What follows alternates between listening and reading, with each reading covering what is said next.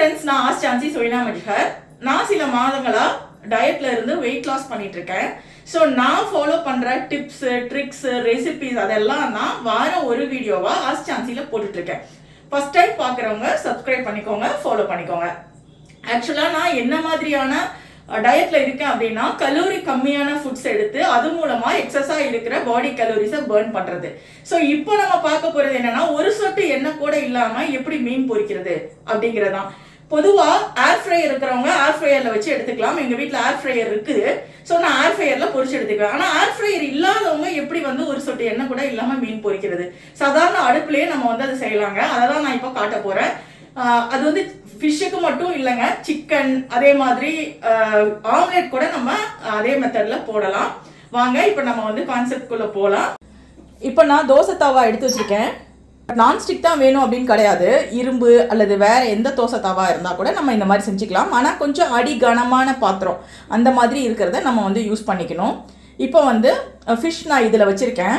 ஆக்சுவலாக என்னோட டயட்டில் பார்த்தீங்கன்னா நைட் மட்டும், அதுவும் வாரத்தில் ஒரு 3 நாள் மட்டும் டோட்டலாக கார்போஹைட்ரேட் கட் பண்ணிவிட்டு ஒன்லி ப்ரோட்டீன் மட்டும்தான் எடுத்துக்குவேன். ப்ரோட்டீன் அப்படின்னா ஃபிஷ் அல்லது சிக்கன் அல்லது எக். ஏன்னா நாங்கள் நான் வெஜிடேரியன். ஸோ அதை பற்றி பிரச்சனை இல்லை.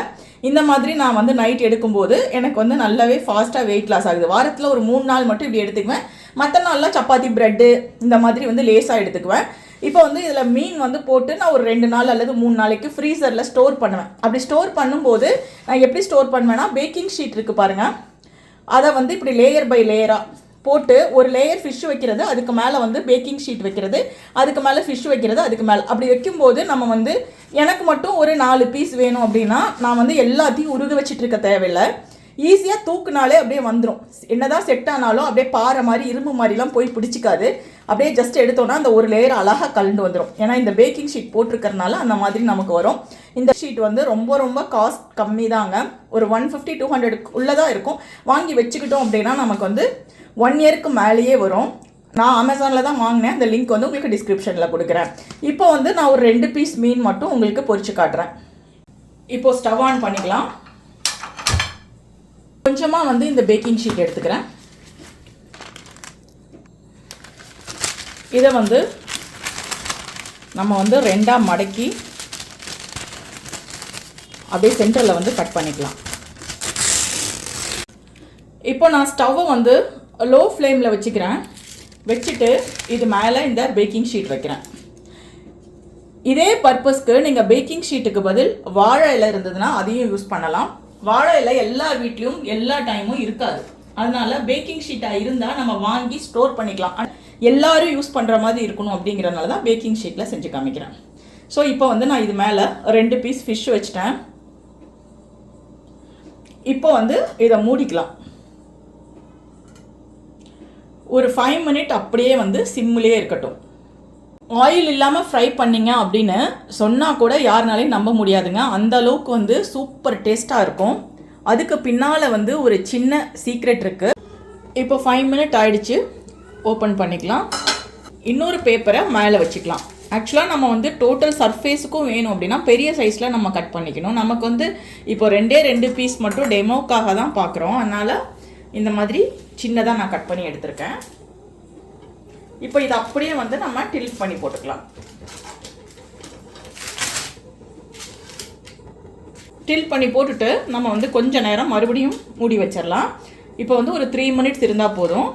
இப்படி சிம்மில் வைக்கும் போதே அது வெந்துடும். அதுக்கப்புறம் நம்ம எப்படி அதை கிறிஸ்பி ஆக்குறதுன்னு பார்க்கலாம். ஓப்பன் பண்ணி பார்க்கலாம்.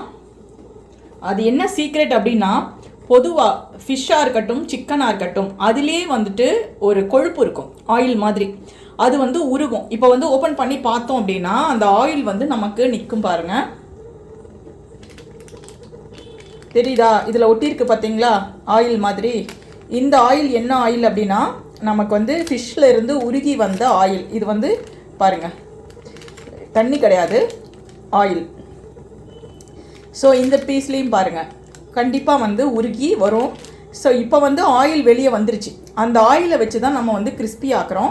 ஸோ நம்ம இப்படியே அப்படியே ஹை ஃப்ளேமில் வச்சு விட்றலாம்.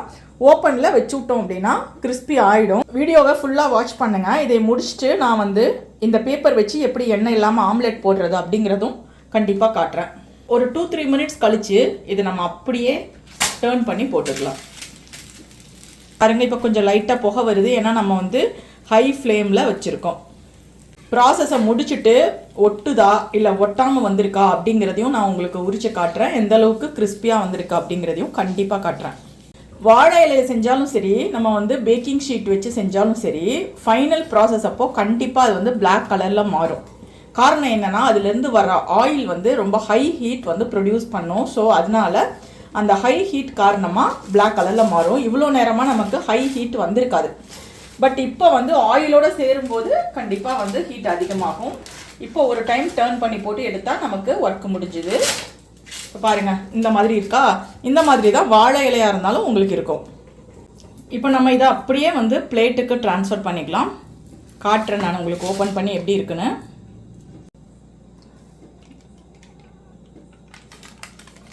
இந்த பேப்பரும் கூட எடுத்துடலாம். பாருங்கள் எவ்வளோ நல்லா கிறிஸ்பியாக நமக்கு வந்து வந்திருக்கு. நம்ம வந்து தாவால் பொரிச்சு எடுத்த மாதிரியே இருக்குது. நம்ம கொஞ்சம் கூட நம்பவே முடியாது இது வந்து ஆயில் இல்லாமல் செஞ்சதுன்னு. அதுலேருந்து உருகின கொழுப்பை வச்சே நம்ம வந்து என்டையர் ப்ராசஸையும் முடிச்சிட்டோம். இந்த ஃபிஷ் கூட பாருங்கள் எப்படி இருக்குன்ட்டு. நான் இதை வந்து டில் பண்ணியும் காட்டுறேன் உங்களுக்கு. பாருங்கள் ரொம்ப நல்லா அழகாக வந்து ஃப்ரை ஆகி வந்திருக்கு. இந்த மாதிரி நீங்கள் டயட் ஃப்ரெண்ட்லியாக ஈஸியாக ப்ரிப்பேர் பண்ணிக்கலாம். இப்போ நம்ம இதே ஷீட் வச்சு ஆம்லெட் போட போகிறோம். ப்ளைன் ஆம்லெட் போடுறேன் நான், ஆனியன் இல்லாமல். இப்போ முட்டையை வந்து இதில் ஊற்றியாச்சு.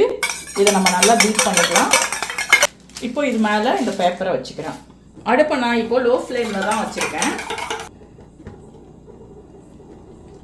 கொஞ்சம் கூடி நான் பெரிய பேப்பராக எடுத்துருக்கணும், பட் எனக்கு பேப்பர் வந்து சின்னதாக கட் பண்ணிட்டேன். ஸோ நான் இப்போ ஹை ஃப்ளேமில் வச்சுட்டு இந்த ஆம்லெட் எடுத்து காட்டுறேன். மூடி வச்சுருவோம். இன்ஃபேக்ட் சொல்லணும் அப்படின்னா little amount of oil is allowed in diet. அதாவது கொஞ்சம் 1 ட்ராப் 2 ட்ராப்லாம் நம்ம வந்து தாராளமாக சேர்த்துக்கலாம். ஆம்லெட்டுக்கு எல்லாமே தாராளமாக சேர்த்துக்கலாம். பட் ஜஸ்ட் உங்களுக்கு காட்டணும் அப்படிங்கிறதுனால தான் நான் இப்போ போடுறேன். மற்றபடி நான் வந்து ஆம்லெட் எடுத்தேன்னா 1 ட்ராப் ஆயில் ஊற்றி தான் நான்ஸ்டிக்கில் போட்டு எடுத்துருவேன். இப்போ இதை நம்ம ஓப்பன் பண்ணி பார்க்கலாம். நல்லா வெந்துருச்சு, கை தொட்டால் ஒட்டலை. இதை அப்படியே ஷீட்டோட எடுத்து பிளேட்டுக்கு நான் மாற்றிக்கிறேன். அப்புறமா நம்ம இந்த ஷீட் எடுத்துக்கலாம். எடுத்தோன்னா அப்படியே அழகாக வந்துடும். பாருங்கள் செம்ம சூப்பராக வந்துருச்சு ஆம்லெட். கொஞ்சம் கூட ஒட்டவே இல்லை, ரொம்ப நீட்டாக வந்துருச்சு பாருங்கள். இன்னொரு முக்கியமான விஷயம் என்னென்னா இந்த பேப்பர் வந்து ரீயூசபிள். நம்ம வாஷ் பண்ணோம் அப்படின்னா கிளியாது, கரைஞ்செல்லாம் போகாது. நம்ம வாஷ் பண்ணி 2-3 டைம் அது கிளியற வரைக்கும் நம்ம வந்து யூஸ் பண்ணிக்கலாம். நான் இப்போ அது வாஷ் பண்ணியும் காட்டுறேன். இங்கே பாருங்கள், நல்லா நான் என்ன பண்ணுவேன்னா நல்லா கசக்கி அதை வந்து பிழிஞ்சு அதுக்கப்புறமா காய போட்டு எடுத்துருவேன். ரொம்ப வந்து இந்த மாதிரி செவந்துருச்சு அப்படின்னா அந்த இடத்துல வந்து பிரேக் ஆகிடும். ரொம்ப வந்து ரெட்டிஷாக ஆயிடுச்சுன்னா பிரேக் ஆகிடும். மற்றபடி நான் வந்து ஏர் ஃப்ரையருக்கு லைனராக யூஸ் பண்ணுவேன். அப்போ வந்து இந்த மாதிரி பிரேக்லாம் ஆகவே ஆகாது. ஸோ இந்த மாதிரி நம்ம வந்து எத்தனை டைம் வேணாலும் பிரேக் ஆகிற வரைக்கும் யூஸ் பண்ணிக்கலாம். வீடியோ பிடிச்சா லைக் பண்ணுங்கள், ஷேர் பண்ணுங்கள். ஜான்சியை ஃபஸ்ட் டைம் பார்க்குறவங்க சப்ஸ்கிரைப் பண்ணுங்கள், ஃபாலோ பண்ணுங்கள். தேங்க்யூ. அடுப்பங்கரையில பிசுக்கா, டைல்ஸ் எல்லாம் அழுக்கா, கதவுகள்ல கிறுக்கலா, உப்பு நீரின் படிவமா, எல்லா அழுக்குக்கும் ஒரே தீர்வு. ஆஸ்க் ஜான்சி மல்டி கிளீனர் இப்பொழுது எல்லா கடைகளிலும் மற்றும் ஆன்லைனிலும் கிடைக்கிறது.